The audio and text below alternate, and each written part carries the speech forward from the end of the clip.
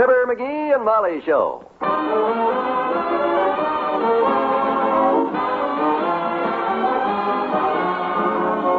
NBC and Tums bring you Fibber, McGee, and Molly transcribed. The show is written by Phil Leslie and Ralph Goodman and directed by Max Hutto.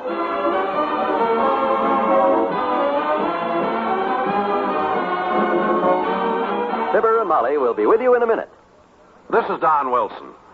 When you have a nagging case of acid indigestion or heartburn, don't wait for relief. Take Tums, the don't wait relief. You don't waste any time with water, spoons, and glasses. There's no mixing. Just eat one or two pleasant, minty-tasting Tums, and relief is on the way. Tums are a safe relief, too.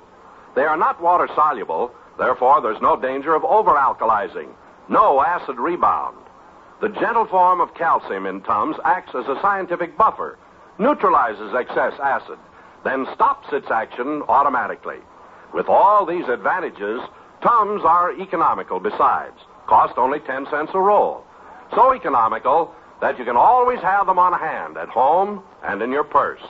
So get a roll of Tums today. Yes, don't wait. Get Tums, and you'll never have to wait for fast, pleasant relief from acid indigestion.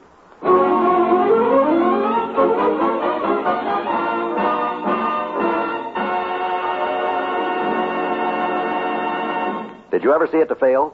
Just stretch out on the divan in the living room to take yourself a little nap, and what invariably happens? That's what happens. And Mr. McGee's a little displeased about it, too. Ah, for the love of Pete. I'm coming. Hello? Who? No, you got the wrong number, bud. Look it up in the phone book. I'm trying to take a nap. Doggone inconsiderate people. Who was that on the phone, McGee? Wrong number. Who'd they want? Fire department. The minute I try to take a nap, Say, as long as you're on your feet, would you mind bringing up the clean laundry out of the hall? I'm changing the bed linen. I'm sorry, kiddo. I'm already lying down again. If I was up, I would, but I can't. I'm down. Oh, pardon me for asking. Oh, that's okay. I certainly wouldn't expect you to get up off your back just to bring me the sheets to put under your back tonight. Well, gee, you didn't have to make a special trip downstairs just to get that clean laundry, Molly. I didn't, huh? No, you've been running up and down all morning anyhow. Why didn't you wait till you had to come downstairs for something else? Then you could have took the laundry up and it would... Oh, get that, will you? I'm trying to rest. Yes, master. If it's for me, tell him I'm out. Yes, master. 79 Wistful Vista, Molly McGee speaking. No, I'm sorry, he's out. Who's calling? I see. Well, try later in the day. He may be in. Goodbye. Well, I'll take the clean linen upstairs and get back to work because a woman's work... Hey, wait a minute. Who was it for? Me? Yes, the operator asked if Mr. Fibber McGee was there, and I said no, Mr. McGee is out like you told me to. The operator? Well, who was it? I don't know. She just said Washington, D.C. was calling Mr. McGee, person to person. Washington, D.C.? Well, anything I can do to keep you from getting up off of your... Yeah, but gee whiz. Well, my gosh, gee whiz, I'd have talked to Washington. I just follow orders, master. Oh, sure. If you say you're out, you're out. They'll call back if it's important. Maybe you'll feel like answering the phone the next time. Yeah, they'll call back. I wish she hadn't been so doggone accommodating in the first place. My gosh. Washington calling Mr. McGee. Boy, them guys can sure use me. I've been mailing suggestions to the government for 20 years, and it looks like they finally got smart enough to realize that they need me. Come in. Hi, Mr. McGee. Hi. Ah, hello there, Teeny. Adios, muchachos, sis. I says, adios, muchachos. That's French for what's new. Oh. I didn't know you could talk French, Mr. McGee. Oh, sure, Teeny. I know all them foreign languages. Traveled a lot when I was a young fella. Always on the go. Gee, where'd you go, mister? Where'd you? Oh, every place, sis. Why, some days I'd have breakfast in France, lunch in Spain, and dinner in Italy. That's how I got to be a gourmet. A what, mister? A gourmet. That's a guy that knows how to complain about the check in any language. Oh. Gee, I'd like to eat in all those places, I betcha. The Italian food is my favorite, sis. Yes, sir. Give me a good pizza anytime. A good pizza what, mister? Candy? No. Just a good piece of pizza. That's what they call them cheese pies they make. Pizza. Oh. You've probably seen a picture of that factory in Italy where they make them. Kind of a tall, round building. The Leaning Tower of Pizza, they call it. Oh, sure. I got a picture of that in my geography book, mister. Yeah. Will I tell my teacher what they do in there? Big pies out of cheese, huh? Oh, boy. Will she be surprised? Yeah, I expect she will. Oh, I could teach you a lot of stuff like that, sis, but I haven't got much time right now. I'm expecting an important phone call. Government stuff. Oh, boy. Mm-hmm. Are you in the government, Mr. McGee? Are you in it? The government? Well, not yet, but I may be. May have to go out of town soon on a secret mission. Are you going to be a G-man? Oh. I love G-men. Well. Stick 'em up. Bang, bang. Another spy bit the dust. Oh, boy. A G-man. Well, I'm not at liberty to divulge the details as yet, Teeny. I must urge you to keep this information in the strictest confidence. I says don't blab. Are you good at keeping secrets? Sure I am, I betcha. Good. I keep secrets just wonderful. I know a secret about my mother's scissors. Would you like to hear it? Well, if it's a secret, I don't know whether you ought to tell me or not. What do you think? I think you ought to know this secret. Oh? In case you want to water your lawn. What's watering my lawn got to do with your mother's scissors? Willie Toops just cut your hose with them. What? That's our secret. Why? So long, mister. Well, for the... Hey, Molly, I'm going over to Toops's. You know what that Willie Toops did? He took a pair of scissors and he cut my...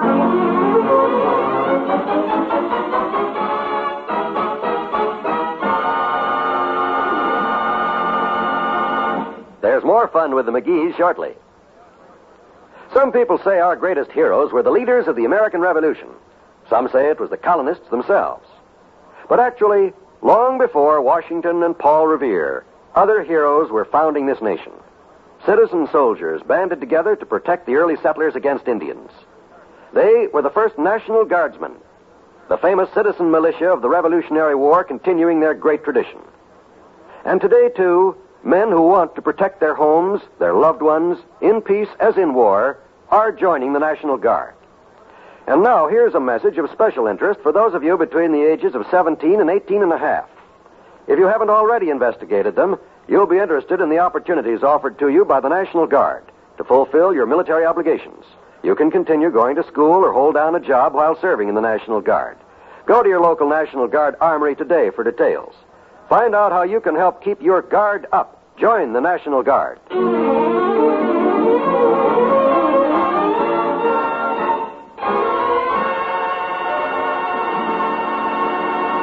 I'm back, Molly, from Toops's. Did Washington call? Did they call back yet, Washington? Not yet. You're only gone 5 minutes, you know.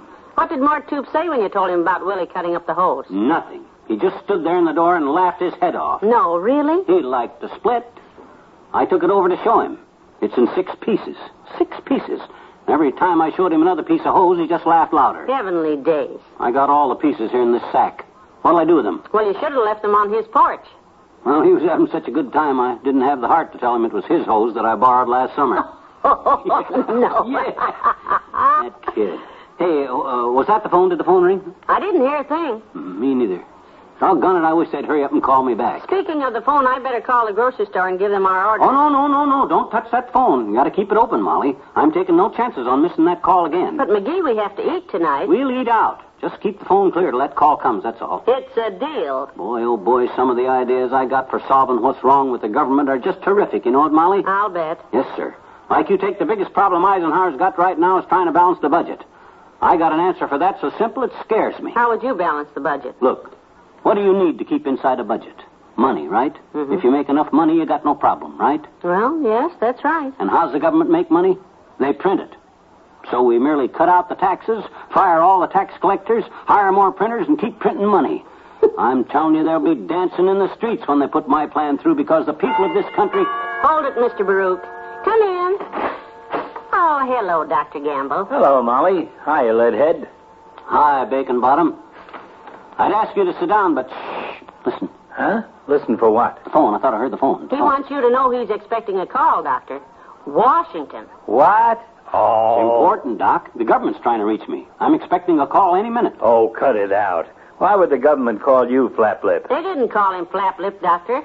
They called him Mr. McGee. I took the message myself. They said they'd phone later. Might be any one of a number of things they want me for, Doc. Like tax evasion, you mean? I pay my taxes, you know that. I'm talking about they probably want my help and advice on some of their problems. Them guys could use me in the White House, Fatso. For what, a doorstop? Ha! Okay. Crack wise, deride. But you'll see. I got plenty of ideas for how to run this government. Oh, he's full of ideas, Doctor, and very free with them, too. My whole family's always been very generous with advice, Doctor. As a matter of fact, one of my ancestors, Pierre McGee, was advisor to Napoleon. That was at Waterloo, I suppose? You betcha. It might interest you to know that the Wright brothers, Wilbur Wright and Orville, they got advice from my father. No. We have a copy of the letter put away, Doctor. You betcha. Well. He advised them to knock the wings off of it, put 4 wheels on it, and make a buckboard out of it. Said they'd never get it off the ground. And they wouldn't have either if they'd listened to him. Well, I wouldn't fret too much about this phone call being a plea for you to come take charge of the government, Dream Boy. It's probably just a mistake. What do you mean, mistake? Molly took the call. They said they wanted to talk to Mr. McGee. Does that sound like a mistake? It sounds like a horrible mistake. And whatever their problem is, I got the answer. Like you take the biggest problem Eisenhower's got right now is balancing the budget. Uh-huh. What do you need to keep inside a budget? Money, right? Right. How does the government make money? They print it.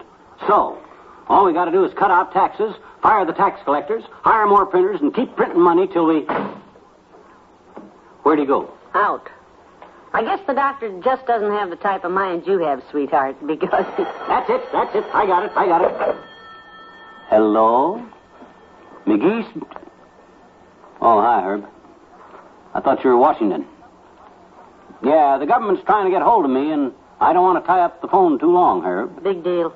Oh, you don't have to hang up yet, Herb. Don't want to tie up the phone, he says. You see, they got some problems in Washington, and they know I got the answers, Herb. I think it's probably my plan for balancing the budget that they need the worst. You see, all you need to do to balance the budget... I might as well head for the grocery store. This may take all night.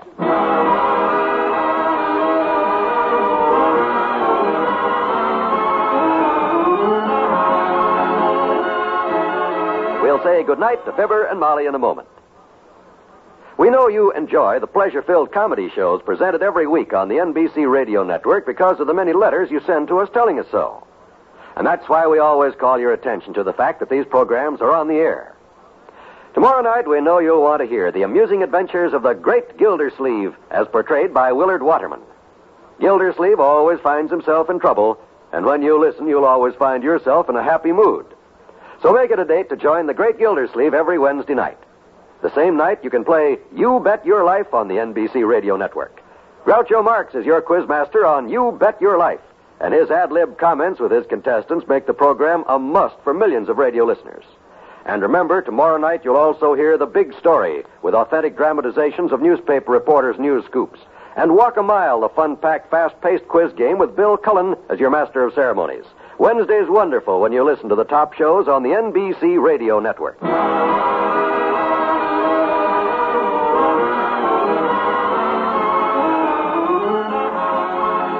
I guess Washington's not going to call now till tomorrow, Mom. I'm afraid not. I hope they weren't trying to get me while Herb had the phone tied up while I explained how to balance the budget to him. What time is it now in Washington? Well, I'm not sure. It's either 2 a.m. or 3 a.m. Come to bed. Okay. They'll call tomorrow. Good night. Good night, all.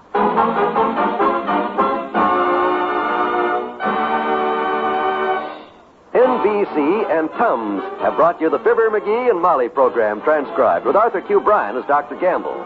This is John Wald inviting you to be with us again tomorrow night for another visit with Fibber, McGee, and Molly.